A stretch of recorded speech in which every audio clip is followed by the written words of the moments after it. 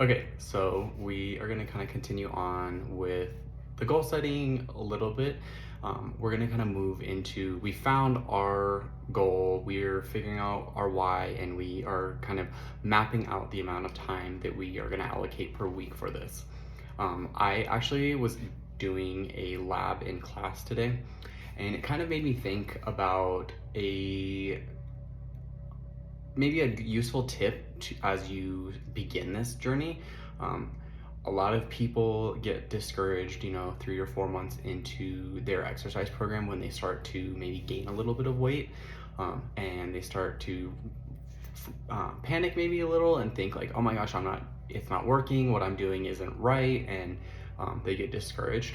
But fun little fact, lean muscle actually weighs more than adipose or your fat deposits in your body. And so as you're going through this process, if you're doing it correctly, hopefully you are going to be gaining some muscle mass. And depending on the amount of body fat that you have and at the rate at which you're burning that compared to developing muscle, at some point there's going to be a plateau where it's about similar, and then it's going to kind of shift where you're going to be gaining more muscle than you are losing fat, which is a good thing because that means you've burned through a lot of your excess fat storage.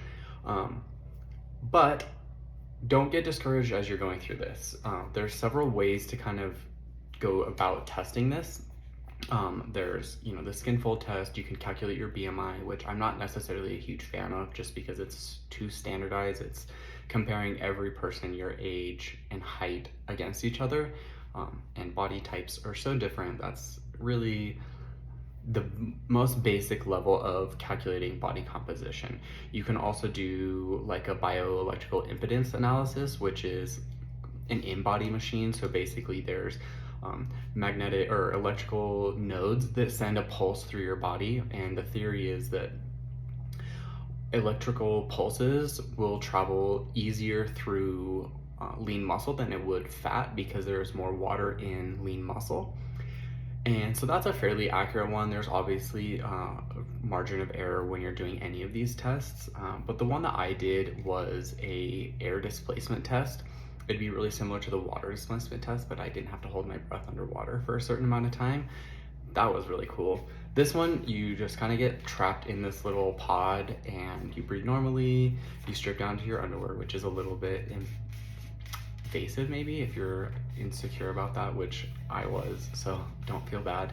But you go in, you kind of do the test, and then it prints off the little sheet. It kind of explains everything, but the way it breaks it down is like this part of it is going to be your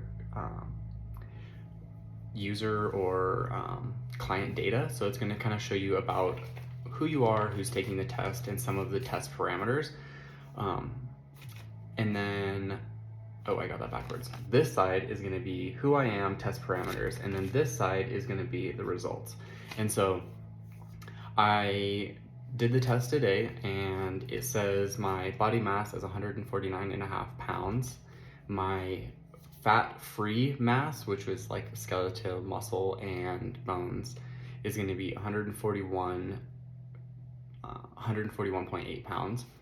My fat mass is like 7.7%, which means like my fat-free mass is 94.8%, leaving my body fat percentage around 5.2%, which is actually pretty low. They like 3 to 5% is like the absolute lowest you can go, and at that point you're considered what does it say?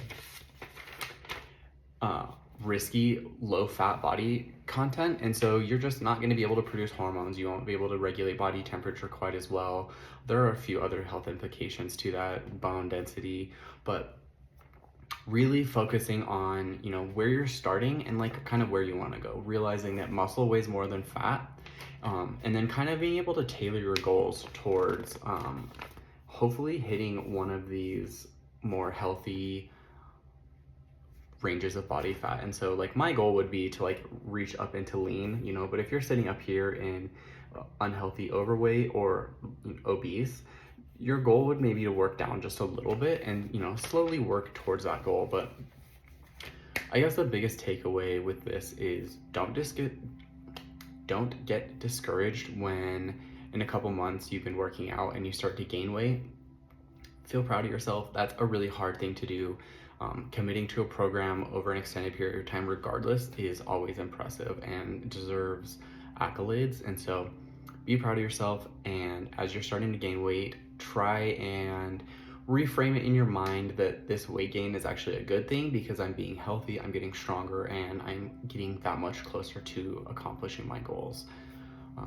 None of it is easy. I know that this is a process, but it's worth it for sure. I think some of the really important things that people derive from this when they do these kinds of tests is, a better understanding of their health, kind of a better understanding of their fitness level and where they want to take it, reducing the risk of injury, and overall just having a better understanding of a starting point. I think it's really important to have the best picture possible of your health when you're getting ready to make major changes like this, and being able to incorporate the appropriate amount of work or intensity of work into your workouts.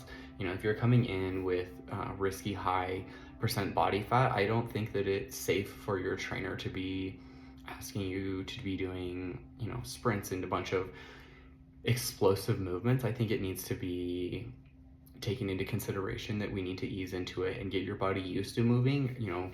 Start increasing the flexibility, because if you haven't been working out a ton, there is going to be a lot of soreness. And so increasing your body's ability and range of motion to go through any of these exercises is going to be really important. So there's a lot of benefits to doing these tests beyond just your mental understanding of this process that your body is undergoing. I think it's really cool to see people kind of make those connections and be like, oh my gosh, like, even though I'm gaining weight, I'm actually getting stronger. Actually having more muscle. I'm able to do the things that I want to do. And then you can kind of see their goals shift away from being weight or number related to health and more like a wellness mindset. I think that for every trainer is kind of the pinnacle or the ideal that we really want to be aiming for. And so that would be my tip for this week, is go try to find a BodPod or an in-body machine, find somebody who knows how to do one of the skin fold tests, and ask them to help you kind of get a better understanding of where you're starting. And then that way you can develop goals that more accurately and realistically you can achieve in whatever time frame you're working. You can start with small term goals, medium, intermediate term goals to long term goals. I think it's really important to start with a long term goal and work backwards, or if you're starting with a smaller goal, accomplish that and see kind of where that wants to go. But I don't think like creating these grandiose plans and not having the information to back up an action plan sets you up for success very well. And so my goal is to give you all the tools that I possibly can to make this process easier and more successful for you. Stick around next week to see the next video, and follow around. This week I'm gonna be posting another blog post, so go ahead and subscribe to my channel and head on over to my socials and give me a follow. Have a good week.